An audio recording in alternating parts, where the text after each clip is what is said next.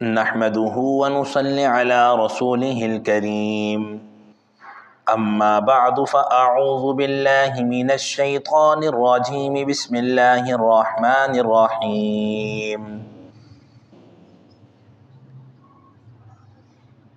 وإذ قالت الملائكة يا مريم إن الله اصطفاك وطهرك واصطفاك على نساء العالمين يا مريم اقنتي لربك واسجدي واركعي مع الراكعين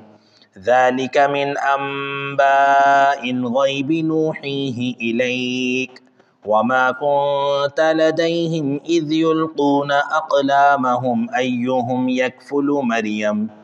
وما كنت لديهم إذ يختصمون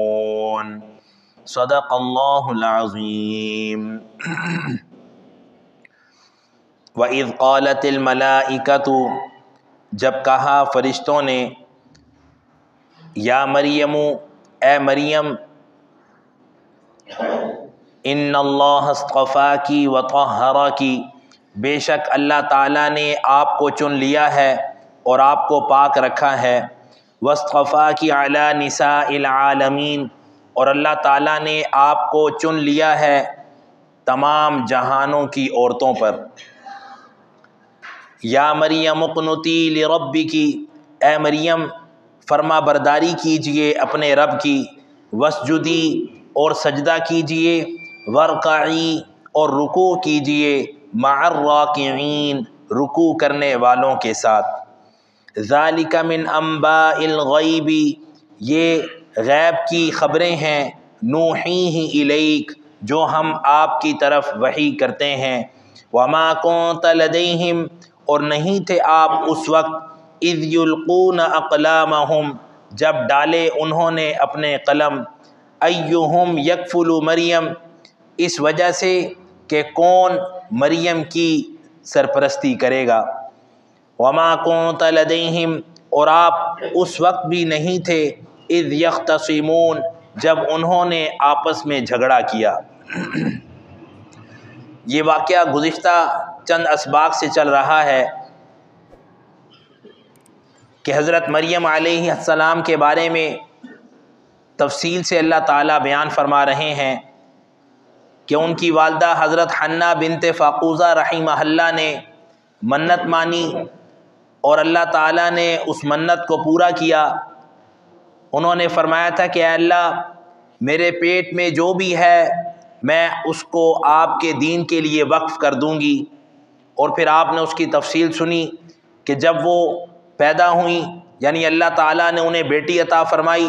تو انہوں نے اپنی اس بیٹی کو پاک صاف کر کے مسجد اقصیٰ کی انتظامیہ کے افراد کے حوالے کر دیا جن کی تعداد 29 تھی اور ان سے کہا کہ میں نے جو اپنی منت مانی تھی وہ میں پوری کرتی ہوں اور اس کو اللہ کے دین اور مسجد اقصیٰ کی خدمت کے لیے وقف کرتی ہوں آج سے اب آپ نے اس کی سرپرستی اور اس کا خیال رکھنا ہے اور اس کی دیکھ بھال نشو و نما اور اس کے جو بھی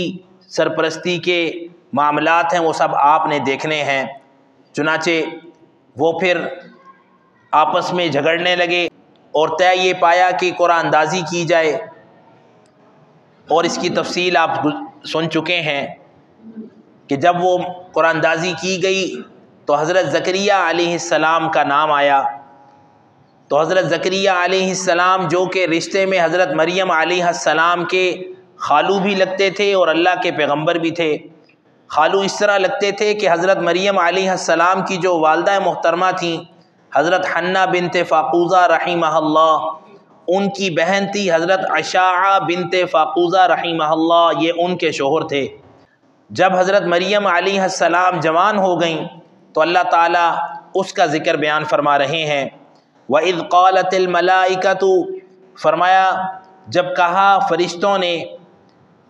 یہ حضرت جبرائیل علیہ السلام اپنے ساتھ چند فرشتوں کے تشریف لائے اور تکلم وہ حضرت جبرائیل علیہ السلام نے خود کیا فرمایا یا مریم اے مریم ان اللہ اصطفاکی بے شک اللہ تعالیٰ نے آپ کو چن لیا ہے وطہرکی اور آپ کو پاک رکھا ہے۔ کن چیزوں سے؟ فرمایا برے اخلاق سے، بری نظروں سے اور بری تمام چیزوں سے اللہ تعالیٰ نے آپ کو پاک رکھا ہے۔ وَاصْطَفَاكِ عَلَىٰ نِسَاءِ الْعَالَمِينَ، اور اللہ تعالیٰ نے آپ کو چن لیا ہے جہان والی عورتوں پر، اس لیے کہ حضرت مریم علیہ السلام کو جو اللہ تعالیٰ نے خصوصیت، فضیلت، عظمت اور شان عطا فرمائی تھی، اس سے پہلے نہ کسی امت کی کسی عورت کو یہ فضیلت عطا فرمائی، اور نہ قیامت تک کسی بھی امت میں سے کسی عورت کو یہ فضیلت حاصل ہوگی جو اللہ تعالیٰ نے حضرت مریم علیہ السلام کو عطا فرمائی۔ وہ فضیلت کیا ہے؟ فرمایا اللہ تعالیٰ نے آپ کو شوہر سے ملاقات کے بغیر بیٹا عطا فرمایا، اور بیٹا بھی عام بیٹا نہیں بلکہ حضرت عیسیٰ علیہ السلام جیسا برگزیدہ پیغمبر عطا فرمایا۔ اور یہ خصوصیت کیوں ہے کہ اللہ تعالیٰ نے دنیا میں یہ نظام رکھا ہے کہ میاں اور بیوی کی ملاقات کے بعد اولاد کی نعمت عطا فرماتے ہیں، لیکن اے مریم آپ کو اللہ نے شوہر کی ملاقات کے بغیر حضرت عیسیٰ جیسا بیٹا عطا فرمایا۔ آدم علیہ السلام کا معاملہ الگ ہے کہ اللہ تعالیٰ نے انہیں مٹی سے پیدا فرمایا، جیسے قرآن کریم میں فرمایا خلقہ من تراب، آدم کو اللہ نے مٹی سے پیدا کیا، پھر ان کی پسلی سے حضرت اماں حوا علیہ السلام کو پیدا فرمایا۔ تو فرمایا انہیں تو اللہ نے مٹی سے پیدا فرمایا، یہ اللہ تعالیٰ کی قدرت کی نشانی تھی، لیکن آپ کو اللہ تعالیٰ نے کلمہ کن سے پیدا فرمایا حضرت عیسیٰ علیہ السلام کو، اور ان کی والدہ کو بغیر شوہر سے ملاقات کیے ایک بیٹے کی نعمت عطا فرمائی۔ تو فرمایا اے مریم آپ کو جو اللہ نے یہ فضیلت، عظمت اور شان عطا فرمائی ہے، یا مریم اقنتی، اس پر آپ اللہ کی فرما برداری کیجئے، ان کی اطاعت کیجئے اور ان کی عبادت کیجئے، اس لیے کہ فرما برداری اور اطاعت کا انداز اور عملی طور پر مظاہرہ وہ اللہ کی عبادت ہے۔ حضرت صلی اللہ علیہ وسلم کے بارے میں احادیث میں ہے کہ حضرت صلی اللہ علیہ وسلم رات کو اتنا لمبا قیام فرماتے تورت قدماہ، کہ آپ کے قدم مبارک سوج جاتے، اور سردیوں میں ٹھنڈے پانی سے وضو کرتے تو تشققت قدماہ، آپ کے قدم مبارک پھٹ جاتے،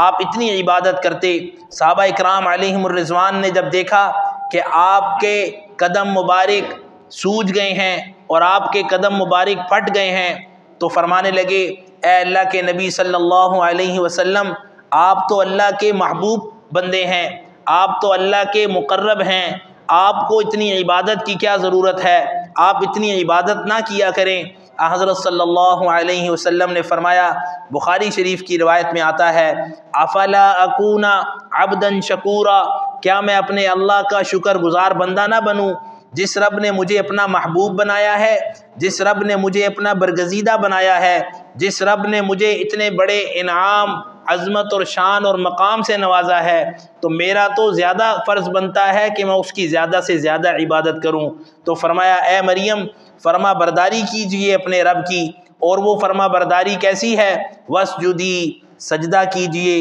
ورکعی، رکوع کیجئے، مع الراکعین، رکوع کرنے والوں کے ساتھ، یعنی جماعت سے نماز کا اہتمام کیجئے۔ حضرت صلی اللہ علیہ وسلم کے مبارک زمانے سے لے کر حضرت عمر رضی اللہ تعالی عنہ کے زمانے تک عورتیں جماعت سے نماز پڑھتی رہیں، لیکن جب فتنہ ظاہر ہونے لگا اور لوگوں کے معاملات کمزور ہونے لگے تو حضرت عمر رضی اللہ تعالی عنہ نے احتیاط کے پہلو کو مد نظر رکھتے ہوئے کہ امت مزید فتنوں میں نہ پڑ جائے، عورتوں کی جماعت سے نماز پڑھنے پر پابندی لگا دی، اور کہا کہ اس پر احتیاط کی جائے اور گھروں میں اس کا اہتمام کیا جائے، اللہ تعالیٰ گھر میں بھی وہی فضیلت عطا فرمائیں گے جیسے مردوں کو مسجد میں جماعت سے ادائیگی کی دیتے ہیں۔ اور فرمایا کہ اگر فتنے کا اندیشہ نہ ہو تو عورتیں جماعت سے نماز پڑھ سکتی ہیں باپردہ طریقے سے، لیکن چونکہ فتنے کا اندیشہ زیادہ ہے اور اس چیز کی احتیاط وہ بہت کمزور معاملہ ہے کہ بہت مشکل ہو گیا ہے، قدم قدم پر خطرہ ہے، قدم قدم پر ایمان کے ضائع ہونے کا اندیشہ ہے، اس لیے سب سے زیادہ افضل آج کے دور میں بھی یہی ہے کہ عورتیں گھروں میں اہتمام سے نماز پڑھیں اور اس کا اہتمام اس طور پر کریں کہ اذان ہوتے ہی نماز کی تیاری شروع کر دیں، اور مردوں کو بھی یہ چاہیے کہ وہ اذان ہوتے ہی تیاری کے ساتھ اہتمام کے ساتھ جماعت کے لیے مسجد میں تشریف لے آئیں۔ اللہ تعالی ہم سب کو باجماعت اہتمام سے نماز پڑھنے کی توفیق عطا فرمائے، اور مستورات کو گھروں میں خاص طور پر اول وقت میں یعنی اذان ہوتے ہی نماز کا اہتمام کرنے کی توفیق عطا فرمائے۔ فرمایا حضرت صلی اللہ علیہ وسلم کو، ذالک من انباء الغیب، اے میرے محبوب یہ جو سب باتیں اور خبریں ہیں نا، نوحیہ الیک، یہ ہم آپ کی طرف وحی کرتے ہیں۔ اللہ تعالیٰ یہ ان لوگوں کے غلط فہمی اور ان لوگوں کے دماغ کی خرابی کو درست کر رہے ہیں کہ جو لوگ یہ کہتے ہیں کہ انبیاء وہ غیب کی خبروں کو جانتے ہیں، یا یہ ممکن تھا اللہ تعالیٰ جانتے ہیں کہ لوگوں کے ذہن میں یہ نہ آئے کہ جو ایسی باتیں بتا رہے ہیں جو پہلے کسی نے نہیں سنی، اور ان لوگوں کی بتا رہے ہیں کہ جن لوگوں کو کسی نے نہیں دیکھا ہم میں سے، تو کہیں ایسا نہ ہو کہ لوگ یہ نہ سمجھ بیٹھیں کہ یہ نبی جو وہ باتیں بتا رہے ہیں جو کسی کے وہم و گمان میں بھی نہیں، تو کہیں یہ غیب کے علم کو نہ جانتے ہوں۔ فرمایا ایسا نہیں ہے، غیب کا علم یعنی پوشیدہ علم وہ صرف اللہ کی خصوصیت ہے، اور غیب کہتے ہی اس کو ہیں جو بغیر کسی سبب اور بغیر کسی کی مدد کے یا بغیر کسی کے بتائے وہ چیزیں جانتا ہو، اور یہ صرف اللہ کی خصوصیت ہے۔ نبی بھی جو باتیں ایسی بتاتے ہیں جو غیب کی ہوں یا جو کسی کے پہلے وہم و گمان میں بھی نہ ہو، یا ان لوگوں کی ہو کہ جنہیں لوگوں نے دیکھا نہ ہو، تو وہ بھی تب بتاتے ہیں نبی کہ وہ اللہ تعالیٰ کی طرف سے پیغام ملنے پر، یعنی اللہ تعالیٰ جب ان کو اطلاع دیتے ہیں ان باتوں پر جو پہلے ہو چکی ہیں، تو نبی تب جا کر امت کو بتاتے ہیں، یعنی نبی ذریعہ ہیں اللہ کی باتوں کو لوگوں تک پہنچانے کا۔ تو فرمایا اے پیغمبر یہ جو آپ تک خبریں پہنچ رہی ہیں یہ ہم آپ کی طرف وحی کر رہے ہیں۔ وما کنت لدیہم، اس لیے کہ آپ نہیں تھے اس وقت، اذ یلقون اقلامہم، جب ڈالے انہوں نے قلم۔ اس کی مختصر سی وضاحت میں نے ابتدا میں بیان فرمائی کہ جب حضرت مریم علیہ السلام کو ان کی والدہ محترمہ نے مسجد اقصیٰ کی انتظامیہ کے افراد کے حوالے کیا، تو اب چونکہ یہ مسجد اقصیٰ کے امام اور خطیب کی صاحبزادی تھیں، تو ہر شخص کی یہ خواہش تھی کہ اس بچی کی سرپرستی میں کروں، اس کی پرورش میں کروں، اس کی کفالت میں کروں، اس لیے کہ یہ ہمارے امام صاحب اور خطیب صاحب کی بیٹی ہیں جنہوں نے ساری زندگی ہماری دینی اور اخلاقی تربیت کی ہے۔ تو اس بات پر ان سب میں جھگڑا ہو گیا، ہر شخص یہ سعادت حاصل کرنے کے لیے پیش ہونے لگا، اور کوئی بھی پیچھے ہٹنے کے لیے تیار نہ ہوا۔ تو جب معاملہ جھگڑے کی صورت اختیار کرنے لگا تو فیصلہ یہ ہوا کہ قرآن اندازی کر لیتے ہیں۔ اس قرآن اندازی میں جس کا نام آیا وہ حضرت مریم علیہ السلام کی پرورش کرے گا۔ چنانچہ انہوں نے آپس میں مشورہ کیا اور طے یہ ہوا کہ سب لوگ اردن کی نہر کے قریب جائیں گے، اور جس چیز سے یا جس قلم سے وہ لکھتے ہیں اپنے وہ قلم لے لیں گے اور ان پر اپنی مخصوص نشانی لگا لیں گے۔ اب وہ قلم اردن کی نہر میں ڈالیں گے سب، جس کا قلم پانی میں رک گیا حضرت مریم علیہ السلام کی پرورش وہ کرے گا، اور جس کا قلم پانی بہا کر لے گیا حضرت مریم علیہ السلام کی پرورش وہ نہیں کر سکے گا۔ دوسری تفسیر میں یہ ہے کہ جس کا قلم پانی کی مخالف سمت میں چلنے لگے گا، یعنی پانی اگر بائیں طرف سے آ رہا ہے تو قلم اسی سمت میں الٹا چلنے لگے گا، تو اس بندے کے حق میں وہ فیصلہ کیا جائے گا کہ حضرت مریم علیہ السلام کی پرورش وہ کرے گا، اور جس کا قلم اسی سمت میں جہاں پانی بہہ کر جا رہا ہے بہہ جائے گا، اس کا مطلب یہ ہوگا کہ وہ ان کی پرورش نہیں کرے گا۔ چنانچہ جب انہوں نے اپنے قلم جن پر نشان لگا ہوا تھا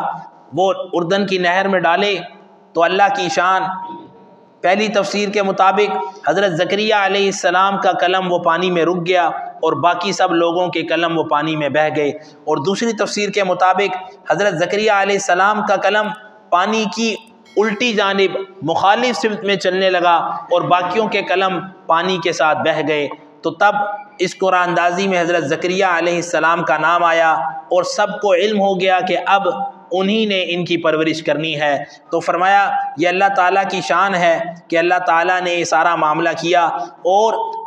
اب یہاں ایک مسئلہ بھی ہے، اگر سب لوگ حق پر ہوں تو اس طرح قرآن اندازی کرنا یہ شرعاً جائز ہے۔ اس لیے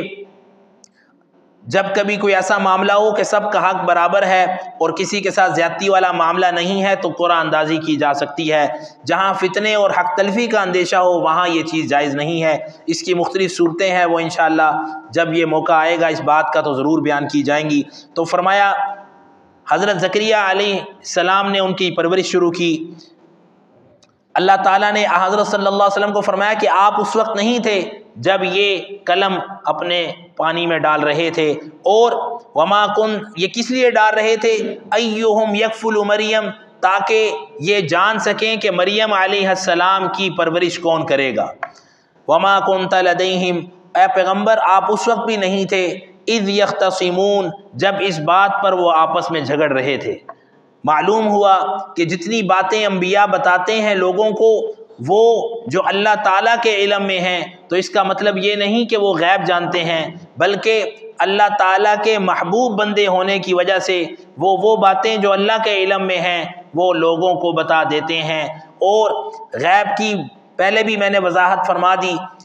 کہ غیب تب بنتا ہے جب بغیر کسی کے بتائے انسان ایسی بات بتائے جو کسی اور کو نہ پتہ ہو، اور انبیاء تو بغیر بتائے نہیں بتاتے تھے بلکہ اللہ تعالیٰ انہیں اطلاع دیتے تھے وحی کے ذریعے، تب وہ لوگوں کو بتاتے تھے، تو اس صورت میں وہ غیب نہیں بنے گا۔ فرمایا یہ اللہ تعالیٰ کی رحمت ہے کہ اللہ تعالیٰ نے وحی کے ذریعے یہ سب باتیں حضرت صلی اللہ علیہ وسلم کو فرمائیں اور بتائیں۔ یہ سب امت کے لیے ایک پیغام ہے اور ان لوگوں کے لیے ایک بہت بڑا پیغام ہے کہ جو انبیاء کو اللہ کی صفات میں شامل کرتے ہیں، اور اس سے بڑھ کر تمام ایمان والوں کے لیے صحیح العقیدہ جو ہیں وہ یہ پیغام ہے کہ جب اتنی بڑی بڑی ہستیوں کو عبادت معاف نہیں تھی کہ مریم علیہ السلام کو بھی اللہ نے پیغام بھجوایا فرشتوں کے ذریعے کہ عبادت کیجئے، اطاعت کیجئے، فرما برداری کیجئے، اور اس کی صورت بیان فرمائی کہ سجدہ کیجئے، رکوع کیجئے رکوع کرنے والوں کے ساتھ۔ تو اس سے نماز کی اہمیت کا بھی اللہ تعالیٰ نے امت کو پیغام دیا، اور اس کے ساتھ ساتھ حضرت صلی اللہ علیہ وسلم کے بارے میں بھی آپ نے سنا کہ کتنا لمبا قیام فرماتے راتوں کو، اور سردیوں میں اٹھ کر ٹھنڈے پانی سے وضو فرماتے کہ جس سے آپ کے قدم مبارک سوج جاتے اور قدم مبارک پھٹ جاتے۔ اتنے برگزیدہ، اتنے مقرب اور اتنی عظیم اور روحانی اور امت کے پیشوا ہونے کے باوجود، اتنی بڑی شخصیت ہونے کے باوجود عبادت سے کتنا زیادہ لگاؤ ہے کہ کوشش کر رہے ہیں کہ زیادہ سے زیادہ عبادت کی جائے۔ تو جب اتنی مقرب اور برگزیدہ ہستیاں عبادت میں اتنا ذوق و شوق رکھتی ہیں تو ہم جیسے لوگوں کو تو اپنی فکر کرنی چاہیے جو بغیر کسی وجہ کے اللہ کے احکامات سے روگردانی کرتے ہیں، اور نماز جیسے اتنے مقدس اور اللہ تعالیٰ کے مقرب عمل میں ہم کتنی کوتاہی اور سستی کرتے ہیں۔ اس لیے اللہ تعالیٰ سے دعا گو رہیں کہ اللہ ہمیں ایمان پر استقامت عطا فرما اور اپنے احکامات پر کامل طریقے پر عمل کرتے ہوئے زندگی گزارنے کی اور آخرت کو سنوارنے کی توفیق، فکر اور سعادت عطا فرما۔ جو کچھ کہا سنا گیا اللہ تعالیٰ اپنی بارگاہ میں قبول فرمائے اور ہم سب کو دین اور دنیا کی تمام خیریں اور بھلائیاں عطا فرمائے، آمین یا رب العالمین۔ آج کا جو عمل ہے وہ انسانی جسم کی ایک بہت ہی اہم اور بہت ہی ضروری جو انسانی جسم کا حصہ ہے آنکھ، اس سے متعلق ہیں۔ عام طور پہ لوگ بچوں کے متعلق کہ ان کی نظریں آج کل آپ کو پتہ ہے موبائل بہت زیادہ دیکھنے کی وجہ سے یا ٹی وی دیکھنے کی وجہ سے یا کوئی بھی الیکٹرک روشنی والی چیز دیکھنے کی وجہ سے نظریں بہت زیادہ متاثر ہو چکی ہیں، اور ماں باپ بھی اس وجہ سے پریشان ہیں، اگرچہ اس پریشانی کی وجہ وہ خود ہیں کہ نہ وہ بچوں کو ایسی چیزیں دیں، ایسی سہولیات میسر کریں وقت سے پہلے جو ان کے لیے نقصان دہ ہوں، تو نہ ہی ان کے لیے یہ پریشانی بنے۔ تو فرمایا نظر اللہ تعالیٰ کی بہت بڑی نعمت ہے کہ اس کے ذریعے انسان دنیا میں زندگی گزارنے میں اپنے آپ کو بہت سی چیزوں سے فائدہ حاصل کرواتا ہے کہ اگر آنکھیں نہ ہوں تو انسان زندہ تو رہ سکتا ہے لیکن دنیا کی نعمتوں کو اور دنیا کے جو فوائد ہیں وہ اس طریقے سے حاصل نہیں کر سکتا، اور نہ ہی انسان ان چیزوں میں آگے بڑھ سکتا ہے جو انسان کی دنیا اور آخرت کو سنوارنے والی ہیں۔ تو اس لیے نظر کی اللہ تعالی ہم سب کو حفاظت کی توفیق عطا فرمائے۔ سب سے پہلے تو انسان نظر کی کمزوری کے جو اسباب ہیں ان سے بچے، کہ بد نظری ہے اس سے نظر کمزور ہوتی ہے، یا ایسی چیزیں ہیں جو نظر کے لیے نقصان دہ ہیں ان سے اپنے آپ کو بچایا جائے۔ تو جب نظر کی حفاظت خود کریں گے تو انشاءاللہ نظر پہلی چیز ہے حفاظت، کہ ایسے اسباب سے بچا جائے جو نظر کو نقصان دینے والے ہیں۔ دوسری چیز پھر ایسے اعمال کیے جائیں کہ اللہ تعالیٰ نظر کی حفاظت فرمائے، اور اگر اللہ نہ کرے کسی کی نظر کمزور ہے یا نظر پریشانی کی وجہ سے کہہ لیں، یا کسی بھی وجہ سے نظر کی روشنی کم ہو گئی ہے، یا آنکھوں میں درد ہے، یا موتی بند کا مسئلہ بن گیا ہے، یا اور اس طرح کے کئی معاملات ہیں کہ کئیوں کی آنکھیں لال ہو جاتی ہیں، تو یہ سب جتنے بھی معاملات ہیں یہ انسان اعمال کے ذریعے ان میں بہتری لا سکتا ہے۔ تو فرمایا جس کی نظر کمزور ہو، یا جس کی آنکھوں کی روشنی کم ہو گئی ہو، یا جس کی آنکھوں میں درد رہتا ہو، یا جس کی آنکھیں سرخ ہو گئی ہوں، یا موتی بند کا مسئلہ ہو گیا ہو، تو فرمایا وہ شخص ہر فرض نماز کے بعد سلام پھیر کر سورۃ القاف جو 26ویں پارے میں ہے اس کی آیت نمبر 22 کا یہ حصہ، بسم اللہ الرحمن الرحیم فَكَشَفْنَا عَنْكَ غِطَاءَكَ فَبَصَرُكَ الْيَوْمَ حَدِيدٌ 3 مرتبہ پڑھ کر، بعض جگہ 7 مرتبہ بھی لکھا ہے، یہ پڑھ کر اپنی جو شہادت کی انگلی دائیں ہاتھ کی بنتی ہے، یا عربی میں جن انگلیوں کو سبابہ کہتے ہیں، ان پر پھونک مار کے دم کر کے اپنی آنکھوں پر پھیر لیں۔ اور اس سے بھی جو مجرب اور بہتر عمل ہے وہ یہ ہے کہ شہادت والی یعنی سبابہ جو انگلی ہے اس پر اپنا لعاب لگا لیں، اور یہ جو بڑی درمیانی انگلی ہے وسطیٰ، اس سے اپنی آنکھوں کے نیچے کا حلقہ تھوڑا سا نیچے کر کے اس لعاب کو اپنے آنکھوں کی جو سفید جھلی ہے اس میں لگا لے، تو اللہ تعالیٰ اس عمل کی برکت سے نظر کی حفاظت بھی فرماتے ہیں، اور نظر کی کمزوری بھی دور فرماتے ہیں، اور روشنی بھی اللہ تعالیٰ بحال کر دیتے ہیں، اور نظر کا جو درد کا مسئلہ ہے آنکھوں کا اس کو بھی اللہ تعالیٰ تندرست کر دیتے ہیں۔ اسی طرح موتی بند کے مسئلے میں بھی اللہ تعالیٰ اس سے شفا عطا فرماتے ہیں، اگر آنکھیں سرخ رہتی ہیں یا ہو جاتی ہیں تو اس سے بھی اللہ تعالیٰ شفا عطا فرماتے ہیں۔ غرض کے آنکھوں کی ہر بیماری کے لیے اللہ نے اس آیت کے چھوٹے سے حصے میں شفا رکھی ہے۔ اللہ تعالیٰ سب کو اس عمل کے کرنے کی توفیق عطا فرمائے۔ اور آپ یقین جانیے کئی ایسے بچے جن کو بہت زیادہ موٹے چشمے لگے ہوئے تھے، اس عمل کی برکت سے اللہ تعالیٰ نے ان کی نظر کو بہتر کر دیا ہے، اور اب وہ بغیر چشموں کے جو ایک عیب ہے اللہ معاف فرمائے اس کے اپنی بہتر زندگی گزار رہے ہیں۔ تو ان اعمال کو جتنا یقین کامل سے کریں گے اور صدق دل سے کریں گے اللہ تعالیٰ ضرور اس سے فائدہ عطا فرمائیں گے، اور اللہ تعالیٰ جتنی بھی آنکھوں کی بیماریاں ہیں اس سے انشاءاللہ حفاظت بھی فرمائیں گے۔